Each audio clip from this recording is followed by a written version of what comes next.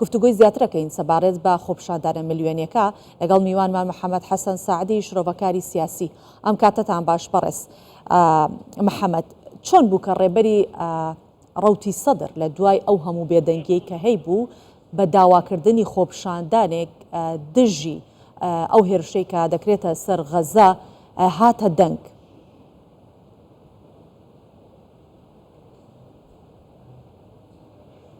بسم الله الرحمن الرحيم. تحياتي مهربان سلااو لە جەنابت و لە بینەرانی بەڕێزیش.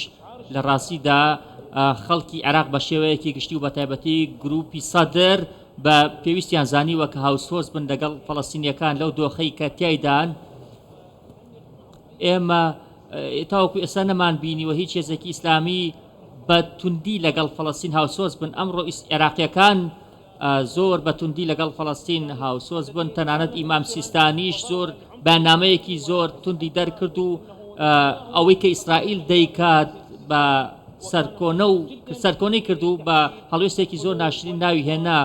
جەنابی سیستانی ئاماژەی بۆ داکە دڵم و هەست و سۆزمان هەمووی لەگەڵ فەڵەستینیەکاندا.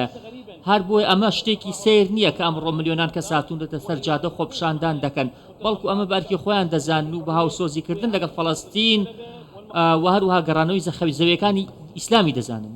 باشە بەڕێز محەممەد، ئێوە بۆ چونتان چیە بەرامبەر بەم داواکاری سەدر بۆ خۆپیشاندان؟ ئەمە تەنیا پشتیوانیە بۆ فەڵەستین یان پەیامێکی سیاسی لەبارەی ناوخۆی عێراقیش لێی دەخوێنرێتەوە؟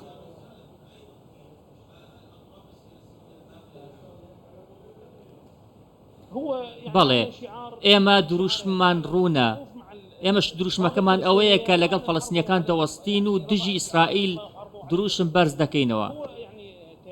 ئەوەکو لایەنگرانی سەدر و جەنابی سەدر خۆی ئاماژەی پێدا، هەرچەندە لە پرۆسی سیاسی دوورکەوتووە بەویستی خۆی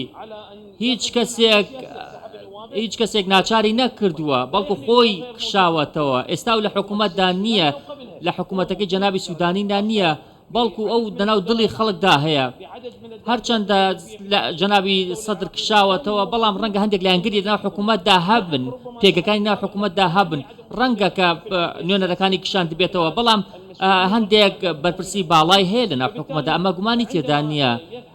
کاتێک ئەمە باسی چاکسازی دەکەین بێگومان مافی خۆیەتی، چونکە هەموو سەرکردێک سیاسی مافی خۆیەتی بەدوای گۆڕانکاریدا بگەڕێت و بەدوای چاکسازی لە سیستەمی سیاسیدا بگەڕێت، هەروە ڕوبەڕووی گەندەڵی بێتەوە و گەندەڵکاران بە بەرپرسیار بزانێت.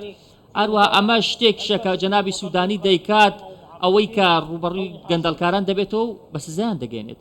باشە بەڕێز محەممەد، ئەوەی کە لە تۆڕی کۆمەڵایەتی ئێکس موقتەدا سەدر داوای کرد لە لایەنگرەکانی خۆی کە خۆپیشاندانێکی ملیۆنی ئەنجام بدەن، واوی کە دەیبینن لایەنگرانی سەدرە، پێتان وایە هەموو لایەنەکانی عێراق پشتیوانی لە خۆپیشاندانی ملیۆنی بکەن؟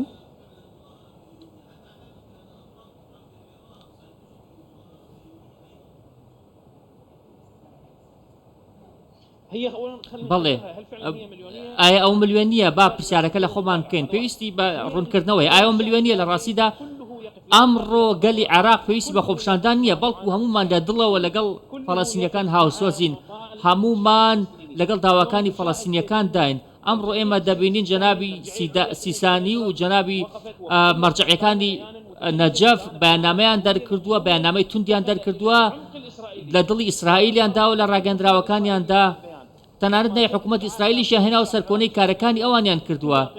ئەمڕۆ ئەوەی لەسەر جادەیە هەموو عێراقیەکان بە هەموو ڕەنگەکانیەوە، ئەوەی جەنابی سیستانی پێشتر زۆر بەڕوونی کردوتەوە، ڕەنگە خۆپیشاندان هەبێت، ڕەنگە خۆپیشاندانەکان خەڵک بچێتە سەر جادە، بەڵام ئێمە هەموو گەلی عێراق ئەوەشی لە ماڵەکەی خۆی دابێت لە دڵەوە هاوسۆزدا بۆ فەڵەستینیەکان، ڕەنگە خۆپیشاندانی دواکتریش هەبێت بۆ پشتیوانیکردنی سیاسی و مرۆیی بۆ فەڵەستینیەکان، بۆ پشتیوانیکردن لە فەڵەستینیەکان بۆ ڕزگارکردنی خاکەکەیان. بەڵێ واتە مەبەستانەوەیە کە خۆپیشاندانی ملیۆنی تەنیا هەر ئەمڕۆ نابێت، بەردەوام دەبێت ئەم خۆپیشاندانە؟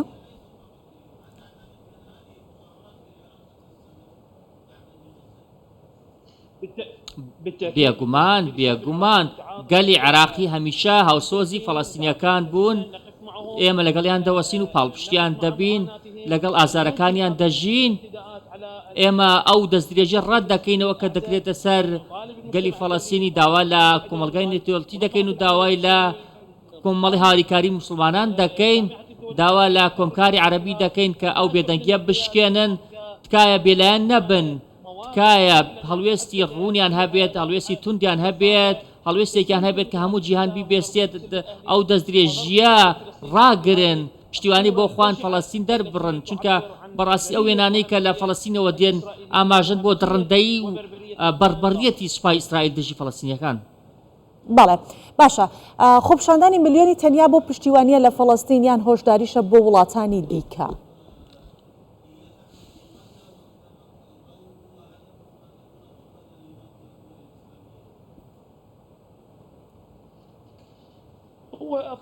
بەڵێ ئەوە نامەیە کە یاخود دوو نامە دەگەێنێت کە نامەکان ڕوونن یەکەمیان ئەوەیە کە لەگەڵ فەڵەستینیەکان دەوەستین هەروها داوا لە گەندەڵکارانیش دەکەن بوەستن و داوا لە حکوومەت دەکەن ڕوبەڕووی گەندەڵی بێتەوە. بابەتی دووەم ئەوەیە کە وەستانەوە لەگەڵ فەڵەستین ئەمە شتێکی زۆر ڕوونە هەروها بابەتی گەندەڵی شتێکەڵی ئەم خۆپشاندانە هەبووە وەکو جەنابی سەید موقتەدەسەر ئاگامان لێ بوو قسەی کرد کە ڕوبەڕووی گەندەڵکاران دەوەسێتەوە ئەم خۆپشاندانانە پێم وایە بە پەیامی ئەویان لە پشتە کە پێویستە لە سیستەمی سیاسیدا چاکسازی گشتگیر بکرێت.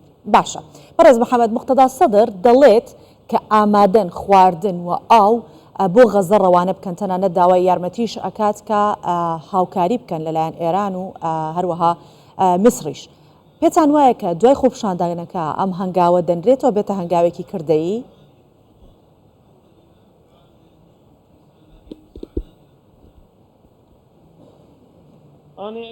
بەڵێ من وتەبێژی ڕوتی سەدر نیم و وتەبێژی جەنابیشیان نیم ئەم کارە پەیوەندی بەوە هەیە ئایا توانای هەیە ئایا توانای جێبەجێکردنی ئەو بەڵێنەی هەیە کە ئەو خواردن بنێرێت بۆ یاخود هاوکاری دارایی بنێرێت بۆ بەرگری کارە فەڵەستینیەکان هەموو ئەم کارانە پەیوەستە بە جەنابی سەدرەوە ئەو کەسەکە وەڵام دەداتەوە بەڵام بە شێوەیەکی گشتی بیخوێنینەوە ئەمڕۆ فەڵەستینیەکان گەمارۆ دراون غەزە گەمارۆ دراون لە هەموو ڕوانگەکانەوە لەلایەن لوبنانەوە لەلایەن میسرەوە لەلایەن ئیسرائیل و سووریایشەوە بابەتی گەیاندنی ئاو خواردن بۆ غەزە ئەمە پێویستی بەوەیە کە نەتۆیەگرتوەکان دەستوەردان کات ڕێکخراوی کۆمکاری عەرەبی دەستوەردان کات بۆی هاوکاری بگەێنرێتە غەزە ئەمە شتێکە هەروەها هەوڵ بدەن کە ڕێڕەوێکی ئاسایش و ئارام بکەنەوە بۆ ئەو هاوکاریانە بگەێنرێتە غەزە ئەمە تەنها پێویست نیە بە عێراقەوە بەڵکو پەیوەندی بە هەموو وڵاتانی ناوچەکە هەیە بەڕاستی خەڵکی غەزە لەژێر گەمارۆکی زۆر توندان بردومان داکرێن لە کاتێکدا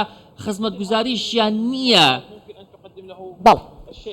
ڕەنگە ئێمە بە هاوکاری یەکتر بتوان بگەینە ئەوێ هەروە پێداویستی پزیشکی و ئەو خواردن بگەینەوێ. بەڵێ سپاس بۆ محەممەد حەسەن سەعدی شرۆڤەکاری سیاسی لەگەڵمان بوویت سپاس دەکەین.